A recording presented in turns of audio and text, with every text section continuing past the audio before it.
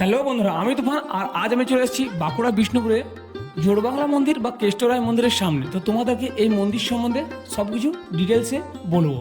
ভিডিওটা আমার সাথে শেষ পর্যন্ত দেখতে থাকো। তো বন্ধুরা, এই মন্দিরটি 1655 খ্রিস্টাব্দে মল্ল রাজা রঘুনাথ সিংহ প্রতিষ্ঠা করেছিলেন। তো বন্ধুরা, এই মন্দিরকে জোড়বাংলা মন্দির বলা হয় কারণ এই মন্দির দুটি একে অপরের সাথে দেখে মনে হবে যেন একসাথে জোড়া লেগে আছে। যেমনটা একটি চালার সাথে কিন্তু আরেকটি চালা যোগ হয়ে একটি উপরে ধ্বজ উঠেছে, যার জন্য কিন্তু এই মন্দিরটিকে জোড়বাংলা বা গ্রাম বাংলায় যেসব বাড়িগুলো হয় এক চালা ছাদের ওই রকম ধরনের দেখতে, তার জন্যই নাম জোড়বাংলা। তাছাড়া বন্ধুরা, এই মন্দিরটি আরো একটি নাম রয়েছে, এটি কিন্তু কেষ্টরায় মন্দির নামেও পরিচিত। আর বন্ধুরা, এই মন্দিরের দেওয়ালেই রয়েছে শ্রীকৃষ্ণের গোষ্ঠীলীলা থেকে শুরু করে শ্রী রামের জীবন কথা।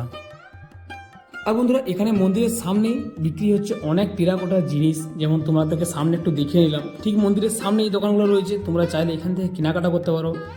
এখানে অনেক কিছু মন্দিরের মডেল বা অনেক ঠাকুরের জিনিস অনেক কিছু পাওয়া যাচ্ছে, যেটা তোমরা সামনে দেখতে পাচ্ছ একদম মন্দিরের ঠিক সামনেই। তো তোমরা চাইলে এখান থেকে কিছু কেনাকাটাও করতে পারো। তো বন্ধুরা, তোমাদের সাথে গল্প করতে করতে ভিডিওটা প্রায় শেষের মুখে চলে এসেছি। তো ভিডিওটা শেষ করবো।